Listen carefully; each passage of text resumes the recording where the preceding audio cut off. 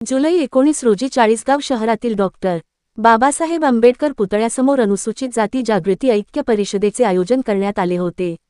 या परिषदेच्या अध्यक्षस्थानी बामसेफचे राष्ट्रीय प्रचारक व राष्ट्रीय रविदास मोर्चाचे प्रभारी प्राध्यापक गोरखनाथ वेताळ होते।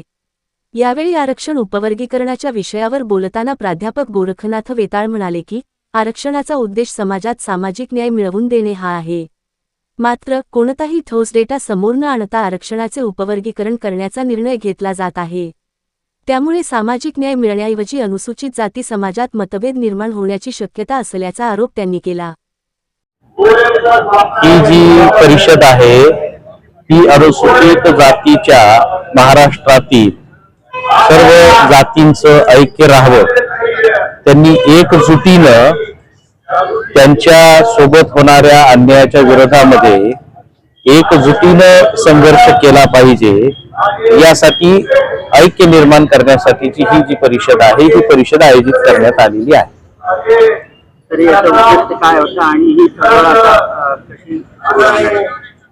ही जी परिषद आहे किंवा ही जी चळवळ आहे ही इथलं जे बीजेपीचं सरकार आहे ते उपवर्गीकरण करण्याच्या नावावर जाती समूहांमध्ये अनुसूचित जातींच्या समूहातील जातींमध्ये गैरसमज पसरून त्यांच्यामध्ये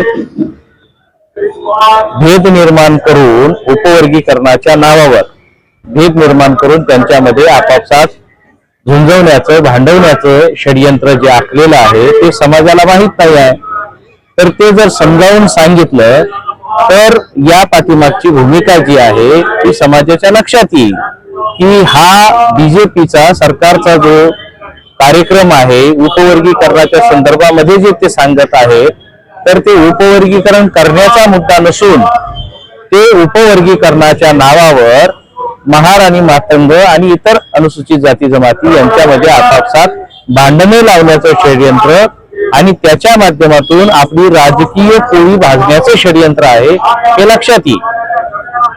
काय मागणी राहील आपली समाजाला, आपण काय सांगाल या संदर्भामध्ये? समाजातील लोकांनी या गोष्टीचा अभ्यास केला पाहिजे, समजून घेतलं पाहिजे। आरक्षणापाठीमागची जी डॉक्टर बाबासाहेब आंबेडकरांची भूमिका आहे ती सुद्धा समजून घेतली पाहिजे आणि आपापसात न भांडता या ज्या गोष्टी आहेत त्या संवैधानिक मार्गाने कशा सोडवता येतील। वास्तविक आरक्षणाच्या माध्यमातून सुद्धा सामाजिक न्याय होणं अपेक्षित आहे। जर उपवर्गीकरणाच्या माध्यमातून सामाजिक न्याय होत असेल तर त्याचं स्वागत केलं पाहिजे, त्याचं समर्थन केलं पाहिजे। परंतु उपवर्गीकरणाच्या नावाखाली भांडणं लावली जात असेल तर त्याचा विचार करायला हवा आणि उपवर्गीकरण करण्याच्या संदर्भामध्ये ते ज्या निकषांच्या आधारावर म्हणजे त्याच्यासाठी जो एम्पिरिकल डाटा आहे, त्याच्यासाठी जो क्वांटिफिएबल डाटा आहे तो अगोदर घेतला गेला पाहिजे। त्या डाटाच्या आधारावर जर अलक्षणीय असमान प्रतिनिधित्व असेल तर ते समान पातळीवर आणण्यासाठी ज्याचा हिस्सा त्याला मिळण्याच्यासाठी म्हणून सामाजिक न्याय करण्याच्या दृष्टिकोनातून त्या वर्गीकरणाच्या भूमिकेचं स्वागत केलं पाहिजे। परंतु त्याच्यासाठी अनुसूचित जातीतील जे जाती समूह आहेत त्यांच्यामध्ये आपापसात भांडणं लावण्याचा जो कार्यक्रम आहे तो समाजातील जातीतील लोकांनी, सुज्ञान लोकांनी स्वीकारता कामा नये।